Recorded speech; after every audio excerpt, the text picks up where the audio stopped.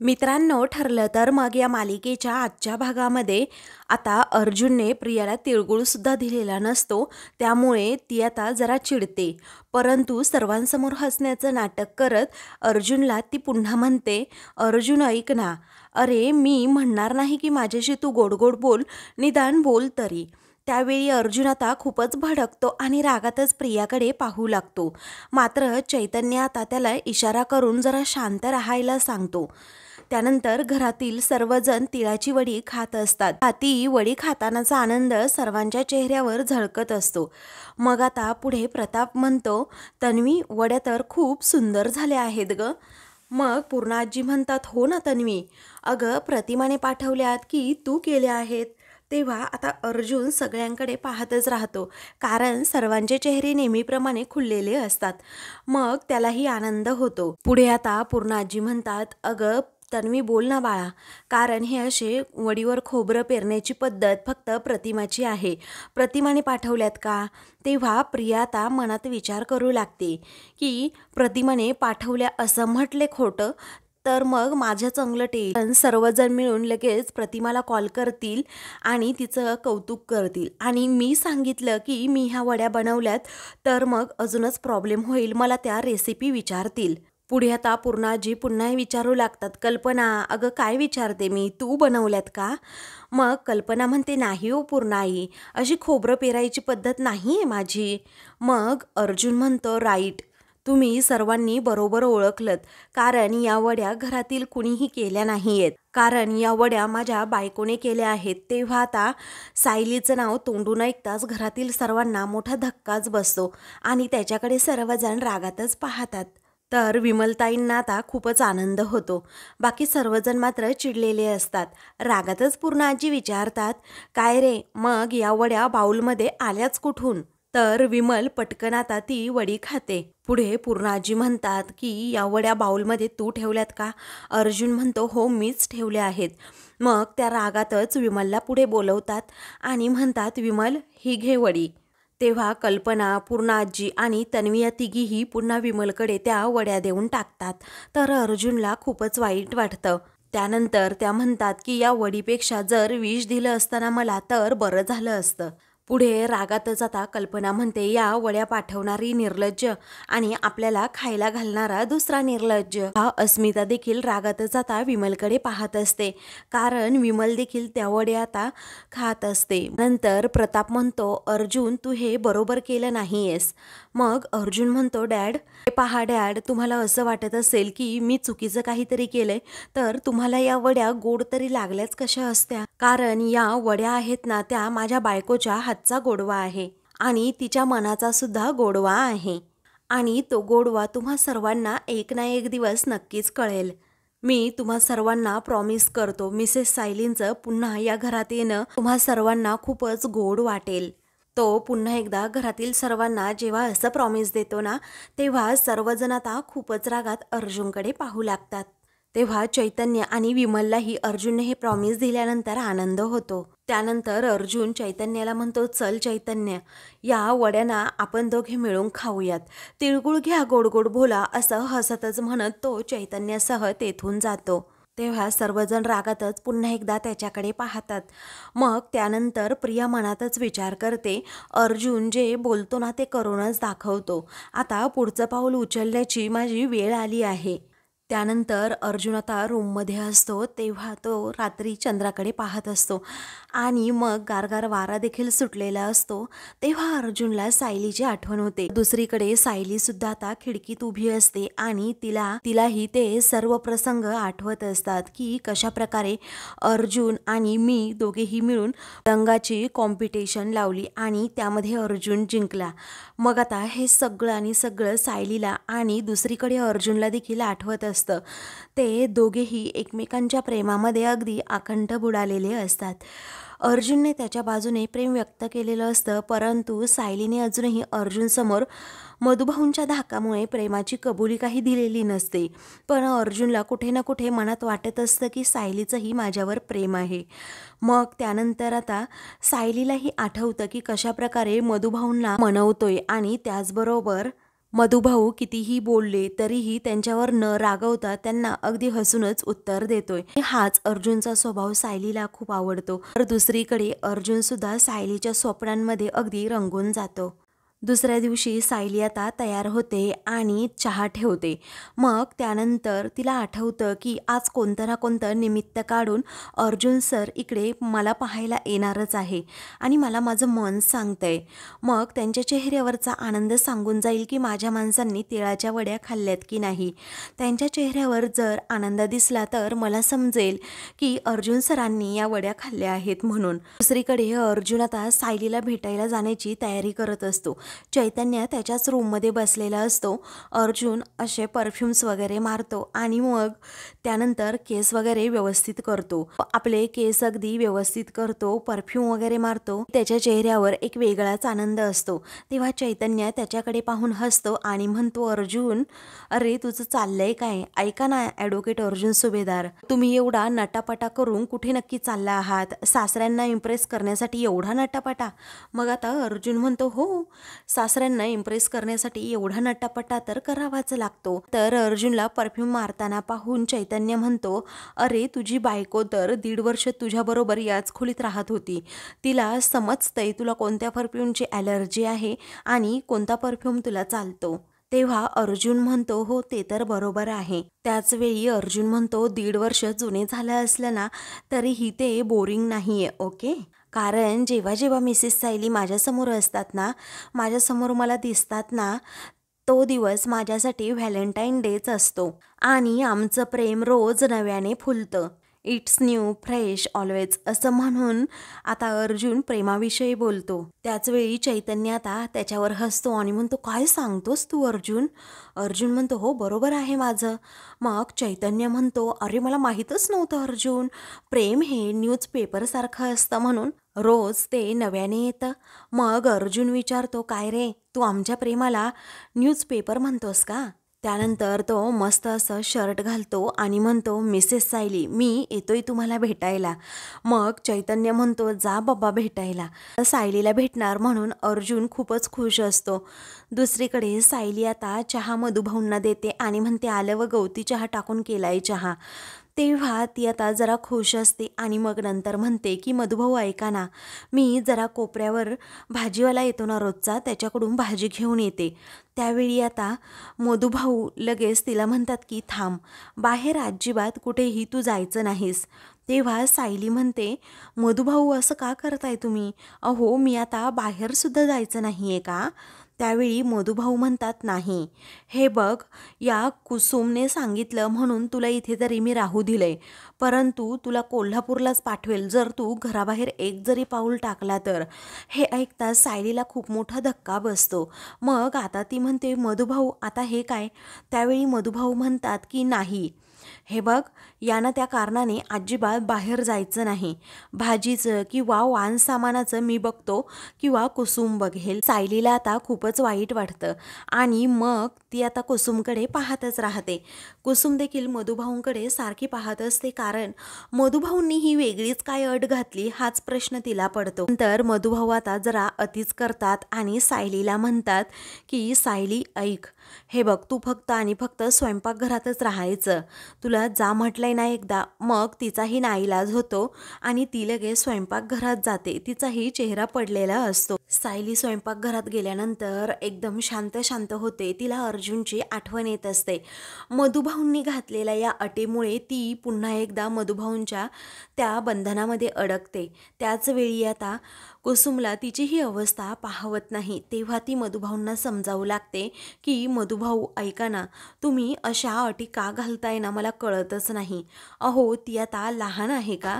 तिला अशा अटी वगैरे तुम्ही घालताय, हे बरोबर नाही मधुभाऊ. अहो तिच्या जागी जर दुसरं कोणी असतं ना तर तुमच्या विरोधात बंड केलं असतं आणि तुम्हालाही चांगलं माहीत आहे की तुम्ही जे सांगाल ना ते गप्पपणे ती ऐकते म्हणून. अहो हे सगळे नियम घालण्याआधी जरा तरी तुम्ही विचार करा. त्यावेळी मधुभाऊ म्हणतात, हे बघ कुसुम, मी हे जे काही करतोय ना ते फक्त आणि फक्त तिच्या चांगल्यासाठीच करतोय. मला चांगल्यापैकी माहीत आहे की ती माझ्या मनाविरुद्ध अजिबात ऐकणार नाही. पण तो अर्जुन सुभेदार आहे ना, त्याच्यावर माझा काडीचाही विश्वास नाहीये. कारण तो आजकाल चाळीभोवती नुसत्या घिरट्या घालत राहतो. त्याच्याशी वाद घालण्यात मला काही एक इंटरेस्ट नाहीये. त्याच्या नजरेपासून मी माझ्या सायलीला नक्कीच वाचवू शकतो. आणि म्हणूनच यापुढे तिने अजिबात घराबाहेर पडायचं नाही. असं आता जेव्हा मधुभाऊ म्हणतात तेव्हा सायलीला मोठा धक्काच बसतो. कारण तिच्या चेहऱ्यावरचं तेजच एका सेकंदात गायब होतं. अर्जुनला आता पाहायचं सुद्धा नाही, भेटायचं सुद्धा नाही. हे ऐकतानाच आता सायलीला अगदी कसं तरी होत असतं. परंतु आता मधुभाऊंनी घातलेल्या अटीमुळे ती बिचारी आता किचनमध्ये तेथे बसते आणि तिच्या डोळ्यातून पाणी येतं. कारण अर्जुनची तिला आठवण येत असते. तर आता कुसुम देखील आता मधुभाऊंकडे पाहतच राहते की एवढे दिवस मधुभाऊ एवढे चांगले वागत होते आणि असं अचानक नक्की काय झालं त्यांना. सायलीला बाहेर जाण्याची सुद्धा परमिशन देत नाही आहेत आणि ते खूप अति करतायत हे सुद्धा तिला चांगल्या प्रकारे माहीत असतं. दुसरीकडे घरातील सर्वजण नाश्ता करत असतात. अर्जुन अजूनही तेथे आलेला नसतो. मग प्रिया आता कल्पनाला म्हणते, मामी हे बघ, तू व्यवस्थित नाश्ता करत नाहीये आणि हे माझ्या चांगलंच लक्षात येते. मी तुला वाढू का मामी, असं आता पुन्हा कल्पनाला ती विचारते. कल्पना म्हणते, नको गो बाई, नको नको. हा प्रिया आता प्रतापला विचारते, मामा तुम्हाला वाढू का मी. मग प्रताप म्हणतो, नको अगं तन्वी, तू आमच्या खाण्यापिण्यावर एवढी घारीसारखी नजर ठेवून आहेस ना, त्यामुळे असे 4 घास आम्ही जास्तच खातोय. त्याचवेळी विमला आता पूर्णाजींना संत्र्याचा ज्यूस घेऊन येते. मग आता पुढे प्रिया म्हणते, काय म्हणजे तुम्ही जे किचनमध्ये संत्री होती त्याचा ज्यूस बनवला का.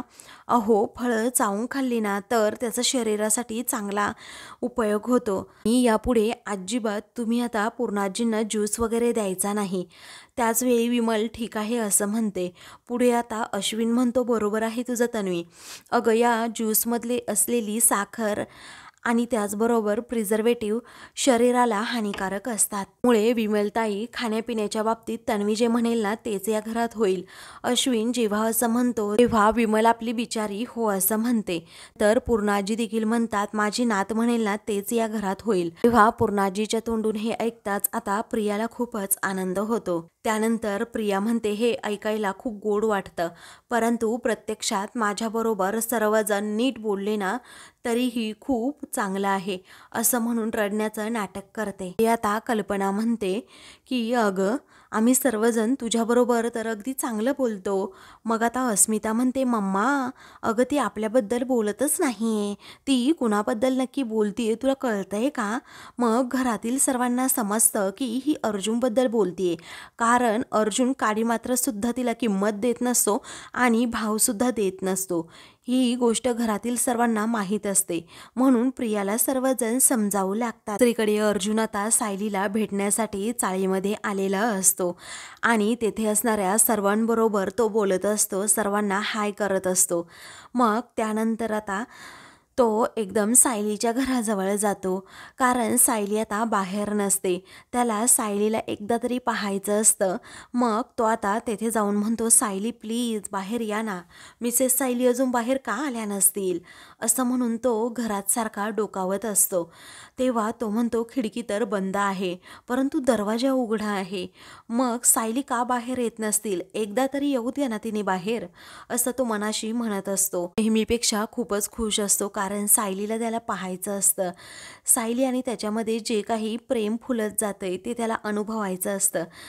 सायलीची एक झलक पाहण्यासाठी तो आता काही पण करायला तयार असतो.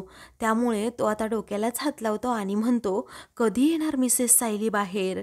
परंतु आता मधुभाऊंनी घातलेली अट त्याला काही माहीत नसते. त्याला असं वाटतं नेहमीप्रमाणे आता सायली बाहेर येईल आणि मी तिला पाहिल. तर दुसरीकडे प्रियाचा ड्रामा पुन्हा एकदा सुरू होतो. तेव्हा ती आता म्हणते, मी एवढं सगळं घरासाठी करूनही, अर्जुन बरोबर एवढं गोड बोलूनही अर्जुन एक शब्दसुद्धा माझ्याशी गोड बोलत नाहीये. मी ठरवलं होतं की हे सगळं मनाला लावून घ्यायचं नाही, परंतु मी सुद्धा माणूसच आहे ना. हा इतका अपमान मी किती दिवस सहन करायचा आणि कुठून आणू मी ही शक्ती. तेव्हा आता प्रताप म्हणतो, पण तन्वी, आपण त्याला थोडा वेळ द्यायचा हे ठरवलंय ना? त्याच वेळी आता प्रिया म्हणते, थोडा म्हणजे किती मामा? सांगा ना मला, किती वेळ द्यायचा त्याला अजून? मी रोज त्याला थांबवण्याचा प्रयत्न करते आणि आजही केलाय. तो थांबला का? नाही ना, तो निघून गेला त्या चाळीमध्ये. कारण त्याला सायलीला भेटायचं असतं ना रोज, त्यामुळे तो जातो रोज तिकडे चाळीत. तेव्हा प्रियाचं हे बोलणं ऐकून आता घरातील सर्वांना मोठा धक्काच बसतो की अर्जुन पुन्हा चाळीत गेला.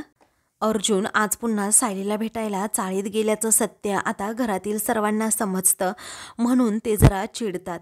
त्याचवेळी आता प्रिया नाटक करत म्हणते की मी का माझा जीव अजून अर्जुनमध्ये गुंतवलाय ना, तेच मला कळत नाहीये. का माझं त्याच्यावरचं प्रेम कमी होत नाहीये, असं म्हणून रडण्याचं ती नाटक करते.